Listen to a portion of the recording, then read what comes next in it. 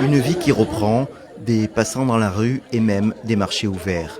Le calme est revenu à Uvira selon plusieurs témoins.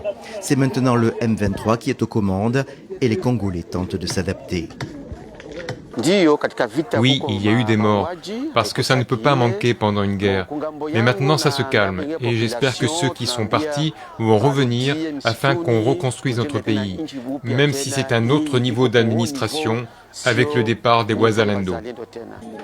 Face à ce coup de force mené avec des armes sophistiquées, les condamnations ont plu contre le Rwanda, accusé depuis longtemps de soutenir le mouvement M23, ce que le gouvernement rwandais a toujours nié.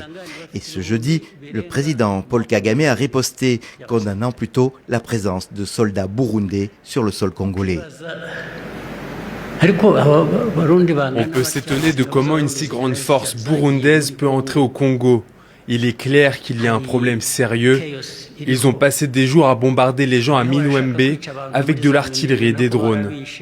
Et puis récemment, après la bataille d'Uvira, on a entendu un tollé affirmant « c'est le Rwanda ». Donc maintenant, le Rwanda sera responsable de tous les problèmes de la République démocratique du Congo. À Kinshasa, on ne s'étonne pas des propos du président Kagame. À en croire le député provincial de Kinshasa, Nicolas Wemakoy, le président rwandais est habitué à être dans le déni. La chute de la ville d'Uvira est son œuvre parce que plusieurs rapports des Nations Unies indiquent que l'armée rwandaise se trouve en République démocratique du Congo. Nous, on a cru que lorsque l'accord de paix sera signé, Kagame va immédiatement enlever ces militaires qui se retrouvent en République démocratique du Congo. En République démocratique du Congo, nous n'avons pas un problème des tribus. Parce que nous avons plus de 400 ethnies, il n'y a jamais eu un problème chez nous. C'est un problème qu'on nous importe à partir du Rwanda.